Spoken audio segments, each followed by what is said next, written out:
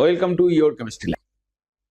আজ আমি ওয়াইসিএল জুনিয়র বাংলাতে জৈব রসায়নের যে সিরিজটা চলছিল, যে এবিটিএ টেস্ট পেপারের সেকশন বি এর সলিউশন, ওর এই বাকি পার্টটা বলবো। 664 পেজের বিভাগ কয়ের 1.15 বিষাক্ত মাস্টার্ড গ্যাস প্রস্তুতিতে ব্যবহৃত হয় মিথেন, ইথিলিন, অ্যাসিটিলিন, টেফলন।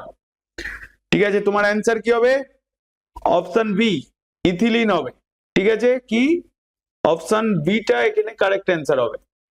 ওকে, অপশন বি এটা একদম ইনফরমেটিভ কোশ্চেন। ঠিক আছে, তার মানে option B methane, ethylene, acetylene, Teflon.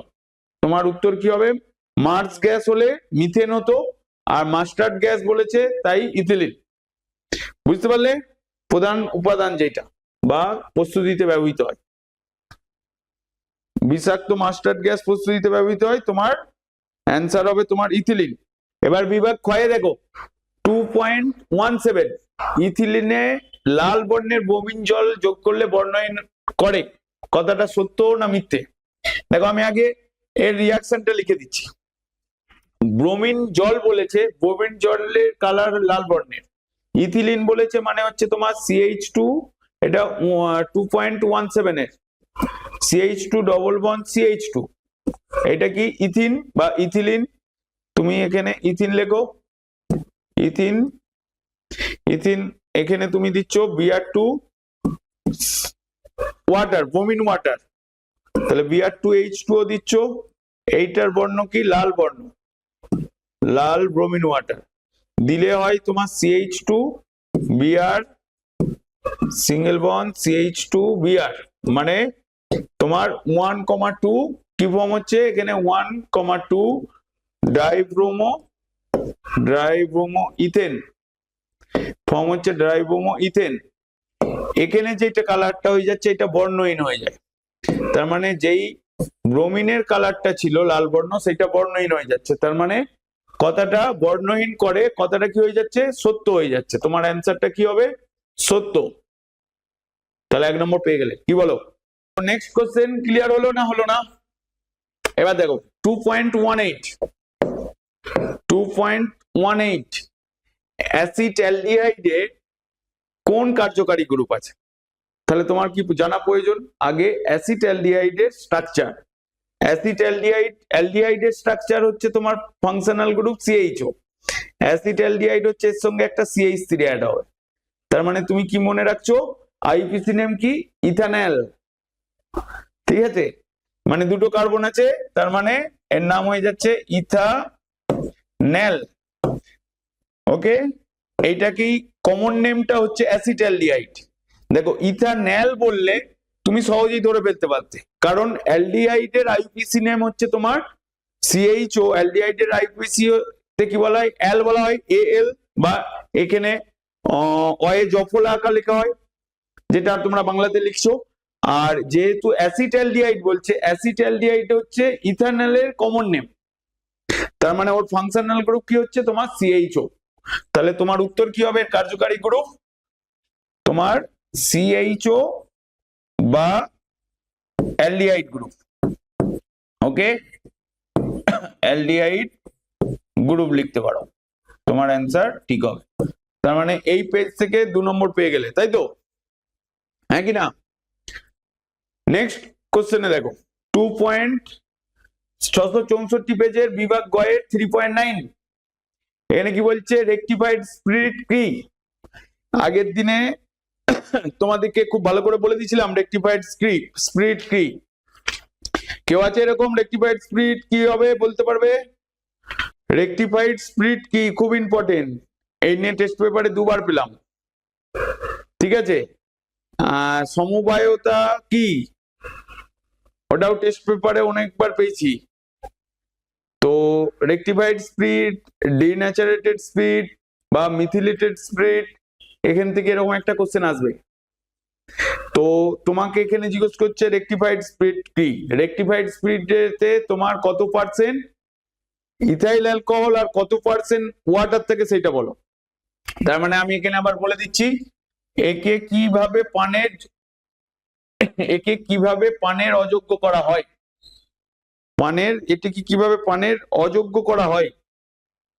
পানের অযোগ্য তো এমনিই রয়েছে, কোশ্চেনটা একবার দেখো, পানের যোগ্য করা হয় না, পানের এটা কি পানের যোগ্য না অযোগ্য, এরকম মানে একটুখানি ঘুরিয়ে দিয়েছে।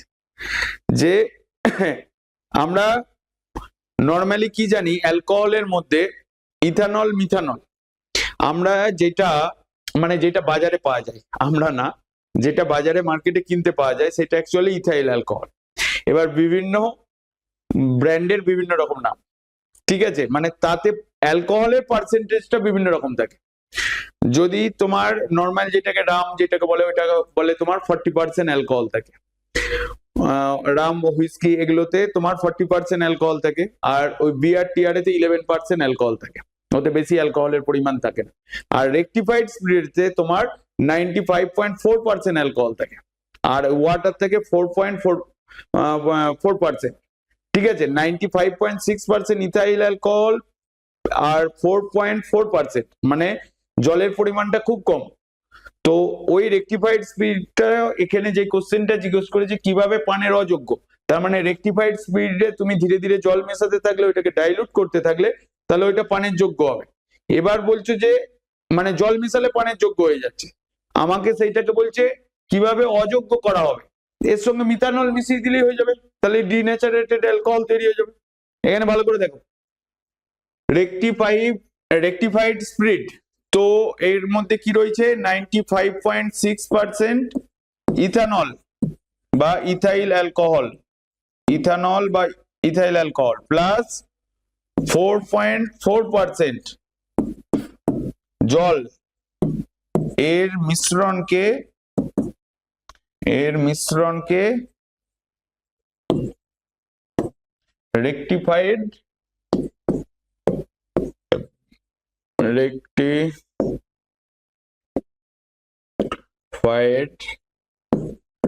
স্পিরিট বলা হয়।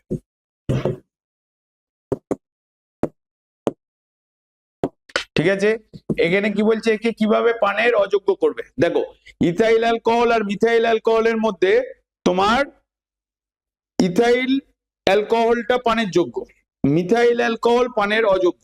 একটু আগেই তোমার ডিন্যাচারেটেড স্পিরিট বলছিলাম কি, ইথাইল অ্যালকোহলের সঙ্গে 10% মিথানল মিক্স করছো আর ন্যাপথা মিক্স করছো, আর হচ্ছে তোমার কপার সালফেট মিক্স করছিল।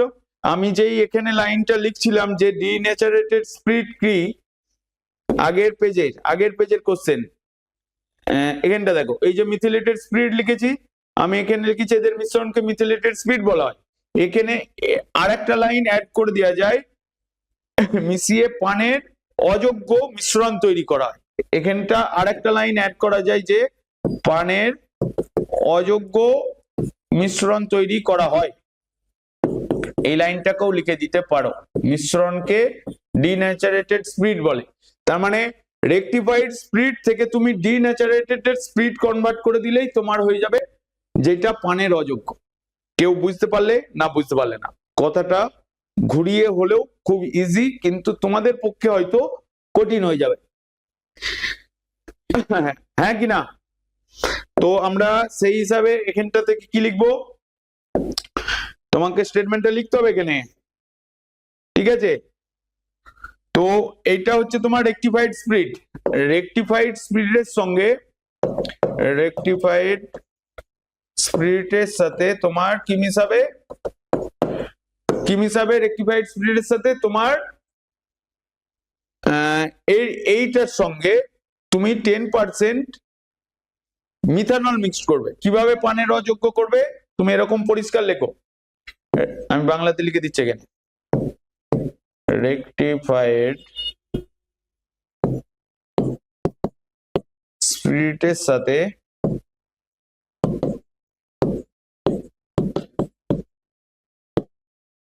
10%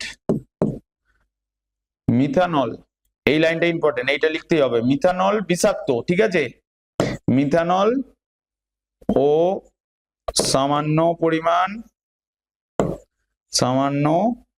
ন্যাপথা, আর কি লিখেছিলাম, পিরিডিন পিরিডিন, মিথানলটা লিখতেই হবে কিন্তু, copper sulphate, copper sulphate, sulphate যোগ করলে পানের অযোগ্য মিশ্রণ তৈরি হয়, অযোগ্য মিশ্রণ তৈরি হয়। ব্যাস, আর কিছু লেখার দরকার নেই। বুঝতে পারলে হ্যাঁ কিনা? কারো কিছু ডাউট? তাহলে রেকটিফাইড স্পিরিট থেকে ডিন্যাচারেটেড স্পিরিট ব্যবহার করলে এরকমও কোশ্চেন জিজ্ঞেস করতে পারে তোমাকে, রেকটিফাইড স্পিরিট আর ডিন্যাচারেটেড স্পিরিট এর মধ্যে কোনটা বিষাক্ত এবং কেন? 2 নম্বরের কোশ্চেন, যেটা তুমি তোমার যত সহায়িকা বই রয়েছে, যত টেস্ট পেপার রয়েছে, কেউ এই কোশ্চেনটা জিজ্ঞেস করে না, কিন্তু তোমাদের বোর্ডেরই সিলেবাস। ঠিক আছে, এই কোশ্চেনটা অ্যাকচুয়ালি দেখো তোমাদের বোর্ডটা অনেকটা সিবিএসসি ক্যান্সার হয়ে যাচ্ছে, তো এই কোশ্চেনটা তুমি সিবিএসসি বোর্ডের বইয়েতে পাবে। তো চলো নেক্সট কি আসছে, এটা গেল। এবার বলছি কি শর্তে, মানে এরপরে এই কোশ্চেনটা হয়ে গেল, পানের অযোগ্য সব মিটে গেল। তোমার 3.9 মানে বিভাগ গয়ের 3.9 এর অথবাটা দেখো, অথবা শর্ত সমীকরণ সহ একটি এস্টারিফিকেশন বিক্রিয়ার উদাহরণ দাও। এস্টারিফিকেশন মানে তোমার অ্যাসিডের সঙ্গে অ্যালকোহল মিক্সড করলে কি হয়ে যায়? এস্টার হয়ে যায়। তো সেই প্রসেসটাকে কি বলে? এস্টারিফিকেশন, হ্যাঁ কি না? এস্টারিফিকেশন বিক্রিয়ার উদাহরণ দিতে বলেছে, তাই তো? হ্যাঁ কি না? শর্ত সমীকরণ সহ এস্টারিফিকেশন বিক্রিয়ার উদাহরণ দাও। খুবই সোজা কোশ্চেন। এই কোশ্চেনটা কি হবে? শর্ত সমীকরণ সহ এস্টারিফিকেশন বিক্রিয়া। সিম্পল এস্টারিফিকেশন বলতে কি বোঝো? অ্যালকোহলের সঙ্গে অ্যাসিটিক অ্যাসিডের মিশ্রণকে এস্টারিফিকেশন বলে, মানে এস্টার ফর্ম হয়। সেটাকেই তোমাকে শর্ত আকারে লিখতে হবে, বা তোমার কি কি দিচ্ছ, যেমন ধরো গাঢ় সালফিউরিক অ্যাসিড দিতে হয়, ওই কথাটা লিখতে হবে। তার মানে শর্ততে কি লিখবে? অ্যাসিটিক অ্যাসিডের সঙ্গে ইথানলের মধ্যে গাঢ় সালফিউরিক অ্যাসিড, মানে গুছিয়ে লেখো, আমি আগে রিঅ্যাকশনটা লিখে দিচ্ছি। সমীকরণ সহ বলেছে, শর্তটার জন্য ফাঁকা রাখো, এখানটা শর্তটা ওপরে লিখবে বলে ফাঁকা রেখে দাও। তো রিঅ্যাকশনটা সমীকরণটা আগে লিখে ফেলো, তাহলে সমীকরণটা যেইটা লিখবে সেটাই হচ্ছে যে কোনো কেমিক্যাল রিঅ্যাকশনের শর্ত। তুমি যেই রিঅ্যাকশনে যেইটা লিখবে সেটাই তুমি স্টেটমেন্ট করে দিলেই তোমার শর্ত ফিল আপ হয়ে গেল। তোমার শর্তর জন্য আলাদা করে মনে রাখার কোনো প্রয়োজন নাই। তুমি যদি কেমিক্যাল রিঅ্যাকশনটা মনে রাখতে পারো, সেটাকেই বাংলায় লিখে দাও, সেটাই হয়ে যাবে শর্ত। তার মানে আমি কি বলছি? অ্যাসিটিক অ্যাসিড মানে CH3COOH, এটা হচ্ছে তোমার অ্যাসিটিক অ্যাসিড। এতে কি দিচ্ছ? ইথানল, মানে C2H5 লিখতে পারো, বা কেউ এরকম ভাবে পরিষ্কার খুলে খুলে লিখতে পারো, CH3CH2OH। কি দেবে এখানে? যে অ্যারোটা দেবে এটা মেট্রো সাইন দিয়ে দেবে, মেট্রো সাইন মানে বোথ সাইড অ্যারো দিয়ে দেবে, মেট্রো সাইন অ্যারো। এর উপরে কি লিখবে? গাঢ় H2SO4 দেবে। H2SO4 মানে সালফিউরিক অ্যাসিড দিলে কি হবে? এই অ্যালকোহলের যেই H আর এখানে যে OH, কার্বক্সিলিক অ্যাসিডে কি রয়েছে? এই যে COOH আছে, আর এখানে অ্যালকোহলে OH আছে, এই দুটো ওয়াটার মলিকুল বেরিয়ে যাবে। বোঝা গেল? হ্যাঁ কি না? দেখো অনেকের এই জায়গাটা একটু প্রবলেম হতে পারে, কিন্তু সিম্পলি মনে রাখবে যে আমরা কি জানি, গাঢ় সালফিউরিক অ্যাসিড কি করে? ওয়াটার মলিকুলকে অ্যাবজর্ব করে, হ্যাঁ কি না? শোষণ করে নেই। তার মানে গাঢ় সালফিউরিক অ্যাসিড করবে কি? এই রিঅ্যাকশন মিডিয়াম থেকে ওয়াটার মলিকুল নিয়ে নেবে। তাহলে নিয়ে নেওয়ার পরে যেটা পড়ে থাকবে সেটাই এস্টার। তার মানে তোমার মনে রাখার জন্য তুমি এটা লিখছো CH3, এনে দেখো CH3COO, তার মানে এইটা ঘুরে যাচ্ছে, তার মানে এখানে C2H5 লিখে দাও, বা CH3 এই ফরম্যাটে লেখো, যেহেতু খুলে লিখেছো CH2CH3, ঠিক আছে, প্লাস ওয়াটার। এইটার নাম কি? Ethyl acetate. কি নাম হচ্ছে, কি নাম লিখবে? ইথাইল অ্যাসিটেট, ঠিক আছে। বুঝতে পারলেন না? বুঝতে পারলেন? আমি এখানে আবার লিখে দিচ্ছি, এইটার নাম হচ্ছে তোমার ইথাইল অ্যাসিটেট। ওকে, তাহলে বিক্রিয়ার শর্তটা কি লিখবে? এতক্ষণ ধরে তো অনেক কিছুই বললাম, তাহলে বিক্রিয়ার শর্তটা কি লিখবে? তাহলে কি শর্ততে লিখবে? গাঢ় সালফিউরিক অ্যাসিডের উপস্থিতিতে, এরকম লিখো, গাঢ় সালফিউরিক অ্যাসিডের উপস্থিতিতে, এর উপস্থিতিতে অ্যালকোহল, মানে তোমাকে বিক্রিয়ার উদাহরণ দিতে বলেছে, ঠিক আছে। অ্যালকোহল ও অ্যাসিটিক অ্যাসিডের মিশ্রণকে উত্তপ্ত করলে, অ্যালকোহল মানে ইথানল লেখো এখানে, ইথানল ও অ্যাসিটিক অ্যাসিডের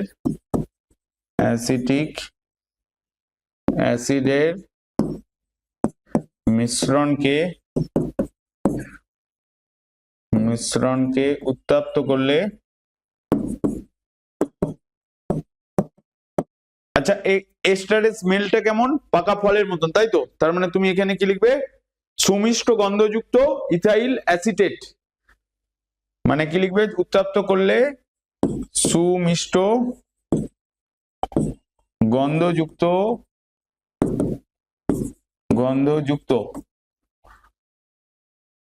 ইথাইল অ্যাসিটেট উৎপন্ন হয়। ইথাইল অ্যাসিটেট উৎপন্ন হয়। ব্যাস, তোমার হয়ে গেল ক নম্বর? 2 নম্বর। 2 নম্বর হলো তো। সৌম্যজিৎ দাস, আর কারো কিছু ডাউট আছে? যদি তাকে লেখো, আমি উত্তর দিয়ে দেবো। এবারে দেখো, নেক্সট বিভাগ ঘয়েতে চলে যাবো। এখানে কিছু কারো লিখতে বাকি ছিল তো লিখে নাও, মানে জাস্ট এইটা বোঝার জন্য, এইটা লেখার দরকার নেই, শুধু এইটুকু মনে রাখো। বুঝতে পারলে?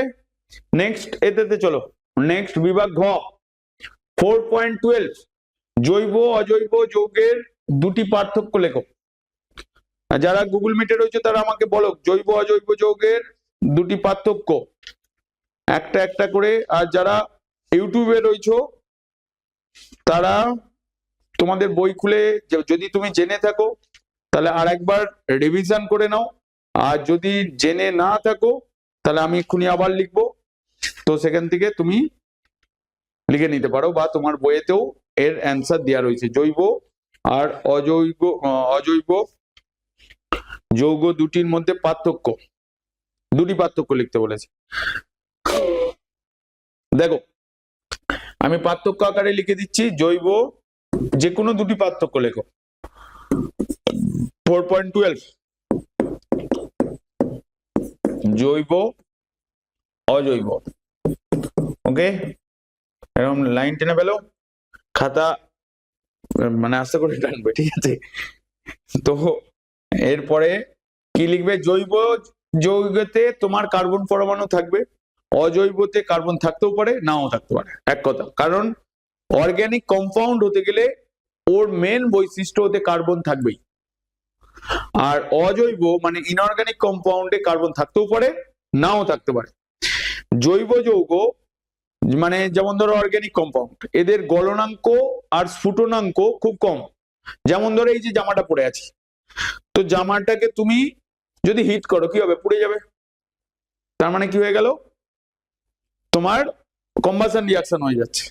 আবার যদি অন্য কিছু হয় যেটাতে সহজে গলে যেতে পারে, বা অর্গানিক কম্পাউন্ড যেগুলো হয়, তারপর আর একটা কি লিখবে? মানে সব থেকে ভালো অজৈব যেটা, সেটা কি হয়? নন পোলার হয়, মানে দেখবে যে অধ্রুবীয় হয়। আর অজৈব যেটা সেটা ধ্রুবীয় হয়, আর অজৈব যেটা অধ্রুবীয় হয়। আর কি লিখবে? আরো অনেক রয়েছে, মানে যে যেমন ভাবে খুশি বলতে পারে। আমি সিম্পল 3টে বলছি, মানে মাস্ট এগুলো লিখতেই হবে। জৈব যৌগতে তোমার কার্বন পরমাণু থাকবেই, অজৈব যৌগতে কার্বন পরমাণু থাকতেও পারে, নাও থাকতে পারে। মিটে গেল। 2 নম্বর পয়েন্ট হচ্ছে জৈব যৌগতে তোমার গলনাঙ্ক, জৈব যৌগের গলনাঙ্ক স্ফুটনাঙ্ক খুব কম, মানে অপেক্ষাকৃত কম, আর অজৈব যৌগতে গলনাঙ্ক স্ফুটনাঙ্ক বেশি। জৈব যৌগ অধ্রুবীয় আর অজৈব যৌগ ধ্রুবীয়, মানে অর্গানিক কম্পাউন্ড পোলার আর ইনঅর্গানিক কম্পাউন্ড নন পোলার হলো। তার মানে অজৈব যৌগ জলে দাব্য, জৈব দ্রব্য জলে অদাব্য। না, এখানে আর কি কোশ্চেন ছিল যে মিথেন প্রস্তুতিতে প্রারম্ভিক দ্রব্যগুলি কি কি লেখো। মিথেনের প্রিপারেশন, মানে এই কোশ্চেনটা, তাহলে পার্থক্য দুটি লেখা হয়ে গেল। মিথেন প্রস্তুতির প্রারম্ভিক দ্রব্যগুলি কি কি, মানে আমি মিথেন কিভাবে প্রস্তুত করব, মানে CH4 কিভাবে তৈরি করব, CH4 মিথেন কিভাবে তৈরি করব, অনেকগুলো প্রসেস রয়েছে। না তোমরা কোনটা পড়েছো কেউ বলতে পারবে? মিথেন প্রস্তুতি, যারা ইউটিউবে চ্যাটে লিখছো তারা বলো বলো বলো। আরে দেখে দেখেই বলো, কোনো প্রবলেম নেই। মানে দেখে দেখে 10 বার লিখলে তোমার ওই কোশ্চেনটা পরীক্ষায় পড়লে উত্তর লিখতে পারবে। আর শুধু চোখে দেখে গেলে হবে না, দেখে দেখেই লেখো। যত লিখবে তত মার্কস পাবে, আর যত কম লিখবে তত কম মার্কস পাবে। মার্কস পাওয়ারও নিয়ম রয়েছে। শুধু শুনে গেলাম আমি উত্তর জানি, আমি সব জানি, যদি এরকম চিন্তা ভাবনা রাখো তাহলে মার্কস পাবে না। কিন্তু ফিজিক্যাল সায়েন্সে 60 সবাই পাবে, আবার 70ও সবাই পাবে, 80ও সবাই পাবে, 95 এর ওপর পাওয়াটা টাফ। এবার তুমি বলবে যে আমি পাস করলেই হলো, হ্যাঁ কি না? কি কারো কিছু বক্তব্য? বলো বলো বলো, আমি তোমাদের সঙ্গে কথা বলার জন্যই অনলাইন এসেছি। মিথেন কিভাবে তৈরি করবে বলো। মিথেন মিথেন গ্যাস কিভাবে তৈরি করা হয়। এখানে পরীক্ষাগারে কিছু বলেনি, এখানে বলছে মিথেন প্রস্তুতির প্রারম্ভিক দ্রব্যগুলি কি কি। মিথেন প্রস্তুতির প্রারম্ভিক দ্রব্য অ্যাকচুয়ালি ধরো পেট্রোলিয়াম গ্যাস বলতে পারো, বা তোমার প্রাকৃতিক গ্যাস বা কোল গ্যাস। মিথেন প্রস্তুতি কেউ বলতে পারবে এটার অ্যান্সার? হাই স্যার, কে? অরুণধর, বলো তোমার বক্তব্য কি? অরুণধর, তুমি কোন ক্লাসে পড়ো?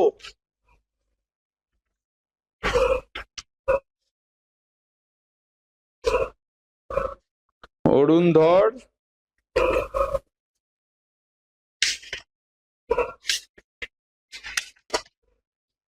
বলো মিথেন প্রস্তুতি, বলো মিথেন প্রস্তুতি কিভাবে প্রস্তুত করবে মিথেন।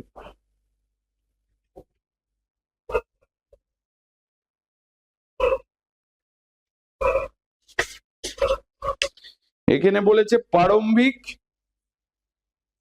দ্রব্যগুলি কি কি। মিথেন প্রস্তুতির প্রারম্ভিক দ্রব্য,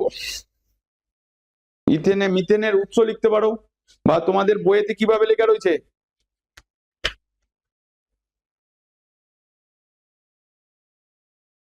মিথেনের উৎস যেটা আছে সেটা বলতে পারো, কিন্তু রিয়াকশন দিয়ে অনেক কিছু আছে, তোমাকে এখানে রিয়াকশন দিয়ে জিজ্ঞেস করেনি, বুঝতে পারলে? মিথেনের উৎসটা লিখবে। মিথেন প্রস্তুতিতে মানে পরীক্ষাগারে বা এরকম কিছু তো বলেনি, তাহলে তুমি লিখবে জৈব যৌগের কাঠামো ঘটনা এটি সরলতম ভূগর্ভস্থ বা প্রাকৃতিক গ্যাস থেকে পাওয়া যায়। তার প্রধান মানে ভূগর্ভস্থ তৈলকূপ। কি লিখবে এই অ্যান্সারটা? দ্রব্যটা কি হবে আমি এখানেই লিখে দিচ্ছি, ভূগর্ভস্থ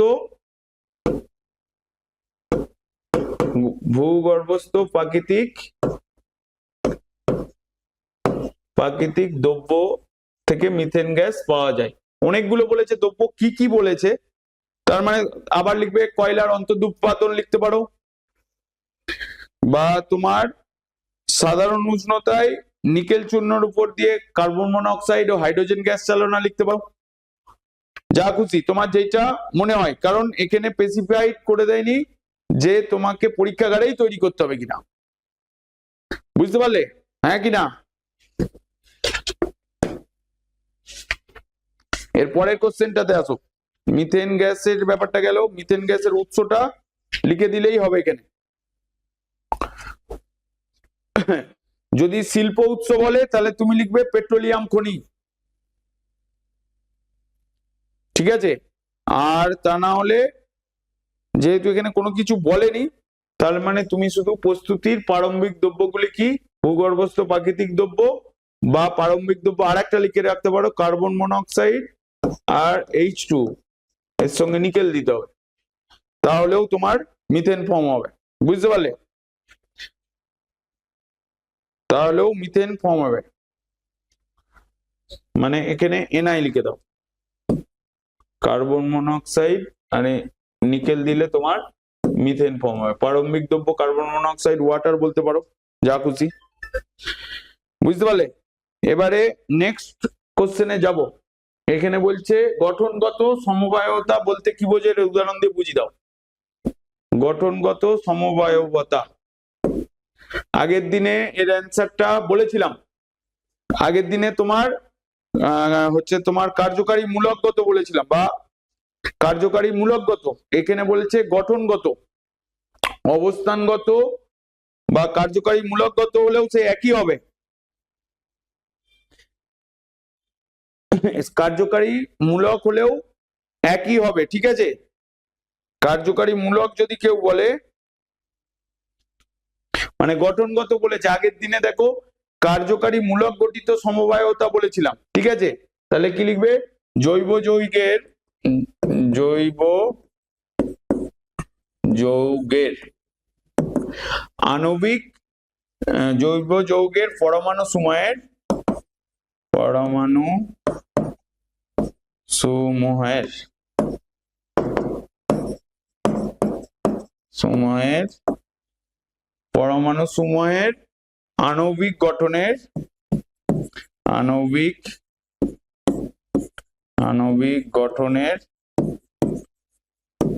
আণবিক গঠনের ভিন্নতার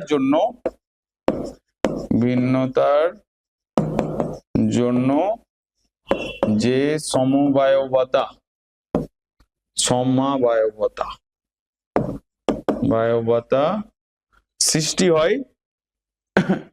সৃষ্টি হয়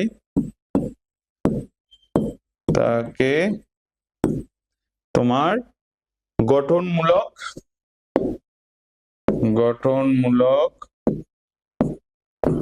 সমবায়বতা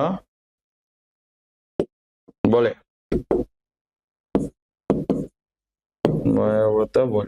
একটি উদাহরণ দিয়ে বুঝিয়ে দাও, তাহলে কি লিখবে, সমবায়বতার উদাহরণ দিয়ে, মানে অ্যাকচুয়ালি দেখো গঠনগত বা কার্যগত দুটো একই কথা, ঠিক আছে। তুমি আগের দিনে যেটা বলেছো সেইটাও লিখতে পারো, আর এটাও লিখতে পারো। আগের দিনে মানে যেই ফাংশনাল গ্রুপের বা কার্যকারী মূলকের যেটা দিয়ে বলেছিলাম সেইটা দিয়েও তুমি বলতে পারো, ঠিক আছে। এখানে যেটা তোমাকে জিজ্ঞেস করেছে সেই অনুসারে উদাহরণ কি দেখবে, একটু আগে একটু এক্সাম্পল বলছিলাম, CH3 CH2OH, এটা কি ছিল, ইথানল। এর গঠনগত হয়ে যাবে ইথার, CH3OCH3। তুমি এখানে কি লিখে দেবে, ইথানল, আর এখানটায় লিখে দেবে ইথার, তাহলেও এটা উদাহরণ হয়ে যাবে, ঠিক আছে। ইওর কেমিস্ট্রি ল্যাবে দেখো মার্চ মাসের 1 তারিখ থেকে ক্লাস 11 এর নিট যেই ব্যাচ শুরু হচ্ছে, যেখানে physics chemistry biology, physics chemistry maths এর ক্লাস করানো হবে। এবং যারা ওয়েস্ট বেঙ্গল বোর্ডের পড়ো, যাদের বাংলাতে প্রবলেম, মানে ইংলিশে প্রবলেম, যারা CBSE বোর্ডটাকে প্রপার ফলো করে বা ইংলিশে পড়তে পারো, বা যারা বাংলায় পড়তে পারো, বা যাদের ইংলিশে পড়তে প্রবলেম, তারা অল ইন্ডিয়া বেসিসে বাংলায় নোট এবং MCQ কোশ্চেন সহ নিট যেই ব্যাচ শুরু হচ্ছে। যারা পরবর্তীকালে নিট নিয়ে পড়বে বা JEE নিয়ে পড়বে, 2 বছরের কোর্স, বা কেউ যদি ধরো বলে যে আমি শুধু বোর্ড পড়বো তাহলেও পসিবল, কেউ যদি বলে JEE পড়বো তাহলেও পসিবল, কেউ যদি নিট পড়ো তাহলেও পসিবল। দুটো ভার্সানে থাকছে, একটা হচ্ছে বাংলায় নোট, বাংলায় কথা বলা, আর একটা ইংলিশে নোট, হিন্দিতে কথা বলা। মানে আমি যে তোমার সাথে কথা বলছি এটা হিন্দিতে থাকবে, আর একটা হচ্ছে তোমার আমি যে কথা বলছি বাংলায় যেমন কথা বলছি তার সঙ্গে নোটটাও বাংলাতে থাকবে, যেটা তোমরা ফিজিক্যাল সায়েন্স লাইফ সায়েন্স যেটা বাংলাতে পড়ে এসেছো এতদিন ধরে। যারা জয়েন করতে চাও দেখো আমার প্রত্যেকটা ওয়াইসিএল এর প্রত্যেকটা ভিডিওতেই দেখবে একটা ডেসক্রিপশনে ওয়েবসাইট দেওয়া রয়েছে, একটা ফোন নাম্বার দেওয়া রয়েছে, ওই ফোন নাম্বারে কল করতে পারো, তাহলে আমার সাথে কথা হতে পারে, বা এখানে কেউ যদি যখন থাকবে তখন তোমার সাথে কথা বলে নেবে, তোমার নাম বলবে, তাহলেই তোমাকে রেজিস্ট্রেশন করাবে। আর মিনিমাম যেইটা ফিজ আছে তুমি যেটা মার্কেটে দাও তাই সেই মার্কেটের ফিজ অনুসারেই আমাদের এখানে কোর্স ফি রয়েছে।